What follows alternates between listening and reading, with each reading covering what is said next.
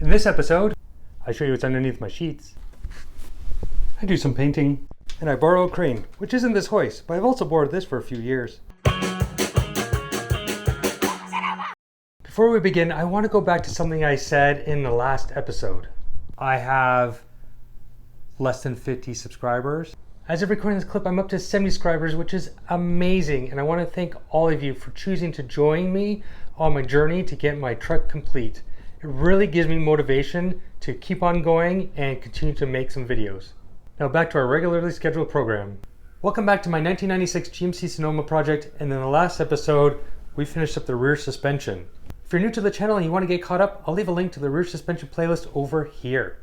With the rear suspension complete, the next thing I want to do is finish up that frame and get that cab on it. In a previous episode, I built and assembled the rear cab mounts, but I didn't finish weld because I was concerned that my measurement was slightly off. Once I test fit the cab, then I'll be able to weld these up for good. Before I can think about getting the cab on, I have to make some room. The first thing I do is move the bed to where I have my welding table. Then I will need to remove the engine. Well, it's been a while since I've had this uncovered, so let's see what's underneath. Hopefully no mice came in. Okay, so this is my 2003 LS6. It's not an LS1, it's an LS6. Even confirmed it by the heads, and I have the plastic red valve covers. All the wiring is a custom harness from Current Performance that I had ordered for my application. It's to be able to put in this engine in a 96 Sonoma. I've had this engine going in the truck before, so I know it runs. It doesn't run the smoothest. I think it's a fuel issue, but I do know that it runs. So my next step is to get this off the frame. That will make it easier for me to get the cab back on. I lift the engine from the head, and therefore I need to take off the headers. Then I can connect it to the hoist. Next up, I disconnect the engine mount, then the transmission and crossmember. Once free, I can back it all out. Well, it's going to be about a week before I get the help I need to be able to put the cab back on the frame. But in the meantime, there are some little projects that I could work on. One of the items would be to clean and paint the frame, but this point back, I still have a lot of welding to do, so it might not be a good idea, but this point forward, I could. But there's still some areas that I need to do some welding on the front half of the frame. One of which is I need to get this frame horn back on. There's also the transmission crossmember mount, which I still need to weld on the inside and underneath the bottom. And there's the front cab mounts where I've welded on the outside, but not underneath, on both the driver and passenger. So I'll start cleaning, prepping, and painting the front part of the frame, except for those areas, until help comes. I start by taking everything off that I don't want to get any paint on, like the sway bar and engine mounts. Using a wire brush on an angle grinder, I take off as much rust, road grime, and old paint that I could. This kicks up quite a lot of dust. The next day, most of that dust settles, so I start the day with a quick vacuum. Then back to the wire brush. At this point I realize it's going to take longer than I thought, so I decide to focus on everything from the engine crossmember and forward. I then move to a wire brush on a die grinder to get the areas I couldn't reach with the angle grinder. And lastly, I use a manual brush to get some of the remaining spots. You can see there's still some spots of rust that I couldn't get to, but I have a trick up my sleeve. And that trick is this spot sandblaster. Now this was gifted to me by the father of a friend. I haven't used it before. It is a Princess Auto Special, so we'll see how well it does.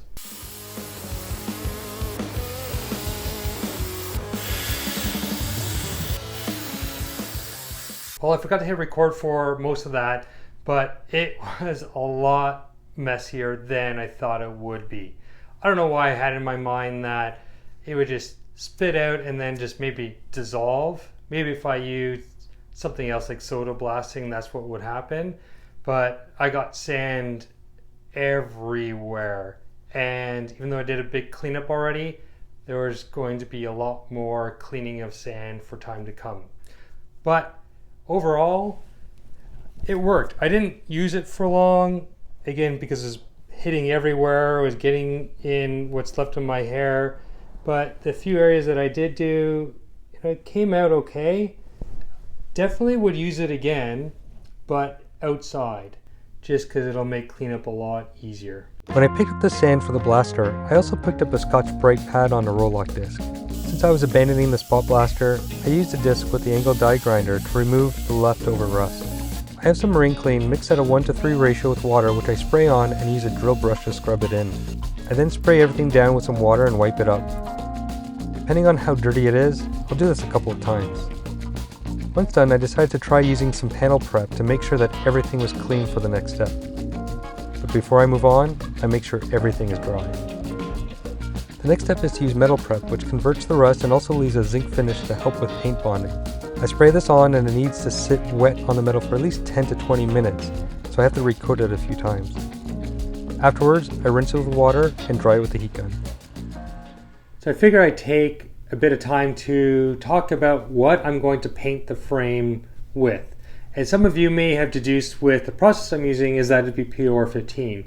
And in fact, I've tried POR15. I've also tried Rust-Oleum with various results. The first time I used POR15 was on the frame. Even though I used the degreaser, there were still spots that were greasy and the paint just didn't like to stick to that. What I did on the cab is I used a acetone based panel prep before I actually put on the paint, which will be POR15. Now I do like the Rust-Oleum because it is oil based and I might still add that as a top coat, but I haven't decided that yet. So for now I'm going through the steps to get POR15, and then at a later time I could always just sand it down with 300 grit and then lay on some Rust-Oleum on top of it. I rub on the panel prep that I mentioned and dry it off with a clean cloth. I do this in small sections since the instructions say not to let it dry on its own. I've had this can of POR15 for a while, and after each use I use a plastic wrap between the can and the lid to keep it from drying. It's really important to mix it before using. I have a makeshift stirrer, which is just a bent coat hanger that I put in a drill. Pouring this is a mess, and you don't want it to dry in the area that the lid connects with the can. Otherwise it will make it really tough to get the lid off in the future. So this time I use some cardstock to act as a spout. Also, you only want to pour what you need, so smaller amounts are best. Lastly, it's a good idea to wipe off where the lid goes just in case some paint got there. As I was setting up the camera, this happened. Wow, thankfully I put down that cardboard. Using a cheap brush that I will throw away, I start with using the spilled paint. When most of the spilled paint was used up, I take the time to plug in the holes and mask off the threads. Then I continue painting. After 2 coats, I'm not 100% happy with the results, so at this time I decide I will top coat it with trim clad. You have to wait at least 3 hours until the paint is dry but still slightly sticky.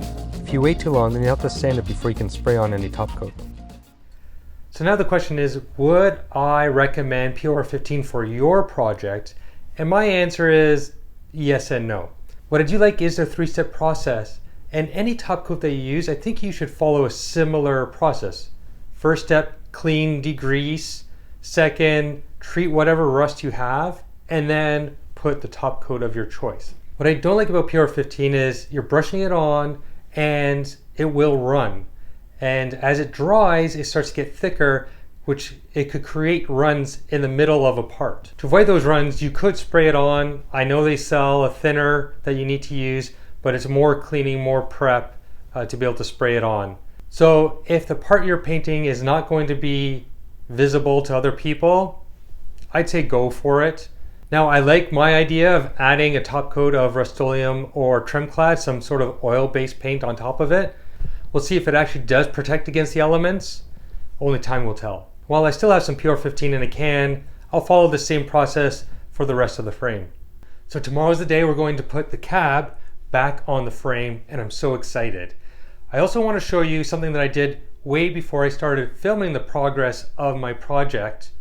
And this is I'll call it a cab mount jig that I put together to make sure that the cab mounts are in the right place. So in my previous iteration of this truck, I wasn't confident that I had the mount in the right position. So I got an idea to locate the mounts on the cab itself and then be able to take this jig and transfer it onto the frame. So that's what I've done. Now, there is one spot that I think got messed up when I was cutting away the old frame, and that's what we're going to be checking tomorrow. But basically it's very simple, one by one. I checked to make sure I had the right distance, but one thing you'll see is that over here and down there, there's a piece that's not on the passenger side, and that's about an 1/8 inch thick. So I made sure that the mounts on the driver's side were an 1/8 inch lower to compensate for this extra material than on the passenger side. So we'll find out tomorrow if my measurements were right and my jig did what it needed to do. Because the way I'm going to be putting the cab on the frame, I need to move everything out into the driveway.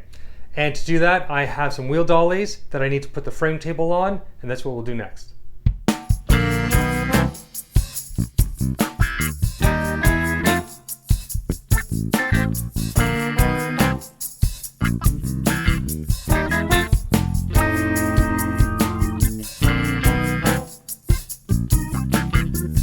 Since I had some time, I decided to clean up and weld the inside of the transmission crossmember mount. Today is the day that we finally get the cab back on the frame. While it's temporarily, it is a big milestone. I'm excited as well as nervous because I don't know if my jig was measured correctly. I did that almost a year ago. At this point in time, we just need to move forward and see what happens and then adjust from there.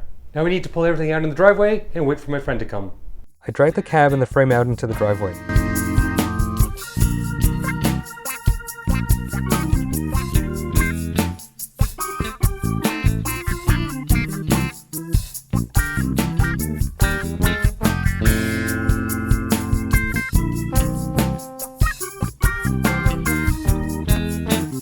With some help from our sons, we put the cab on its bottom before lifting it to drop it on the frame.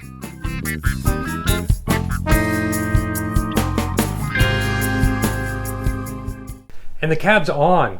A big thank you to my friend, his son, and my son for making this actually happen. My next step is I need to make sure it's level with the frame. I already did some quick checks in the front.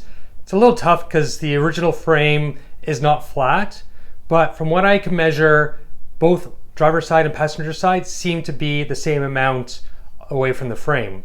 So my next step is check the rear mounts. For the rear part of the cab, this is how I'm going to measure the cab to the frame.